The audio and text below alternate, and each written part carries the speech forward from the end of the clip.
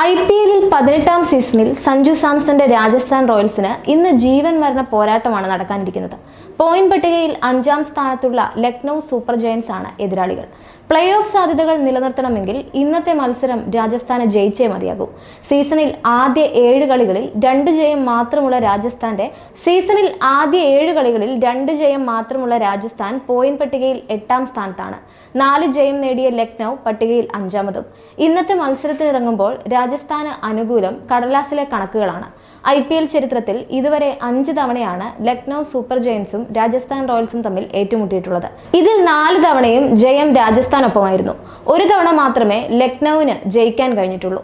ലക്നൌവിനെതിരായ ഈ ആധിപത്യം ഇന്നത്തെ മത്സരത്തിലും രാജസ്ഥാന് തുടരാൻ കഴിയുമോ എന്നാണ് ആരാധകർ ഉറ്റുനോക്കുന്നത്.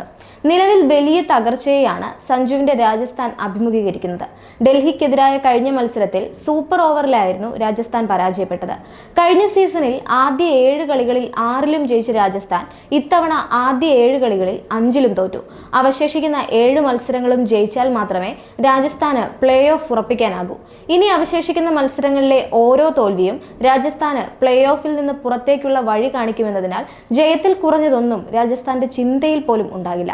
ജയ്പൂരിലെ സവായ് മാൻസിംഗ് സ്റ്റേഡിയത്തിൽ രാത്രി 7:30 മത്സരം. തുടർച്ചയായി 3 മത്സരങ്ങളിലെ തോൽവിയും സഞ്ജുവിന്റെ പരിക്കുമെല്ലാം ആരാധകരെ കനത്ത നിരാശയിലാഴ്ത്തിയിട്ടുണ്ട്.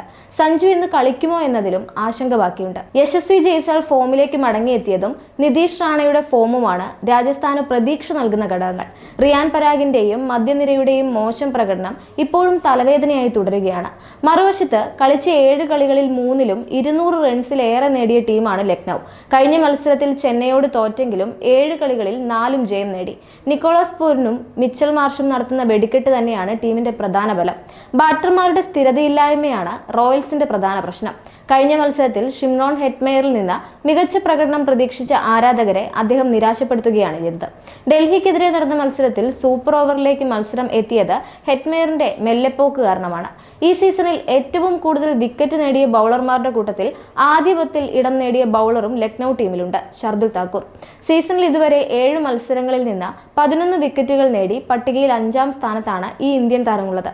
ഇദ്ദേഹത്തിന്റെ ഇരയാകാതെ രക്ഷപ്പെടുക എന്നതായിരിക്കും റോയൽസ് ബാറ്റർമാരുടെ മറ്റൊരു വെല്ലുവിളി. റോയൽസിന്റെ റിട്ടൻഷൻ ലിസ്റ്റിൽ സഞ്ജുവിന്റെ ഇഷ്ടതാരങ്ങളിൽ പലരും ഉണ്ടായിരുന്നില്ല. വെടിക്കെട്ട് ബാറ്റർ ജോസ് ബട്ട്ലർ, IPLൽ ഏറ്റവും കൂടുതൽ വിക്കറ്റുകൾ വീഴ്ത്തിയ യുസ്വേന്ദ്ര ചഹൽ, പരിചയസമ്പന്നനായ സ്പിന്നർ അശ്വിൻ എന്നിവരെ നിലനിർത്താൻ സഞ്ജു ആഗ്രഹിച്ചിരുന്നു. ഇവരെ കൈയൊഴിഞ്ഞത് ഇത്തവണ റോയൽസിന് കനത്ത തിരിച്ചടിയായി മാറുകയും ചെയ്തു.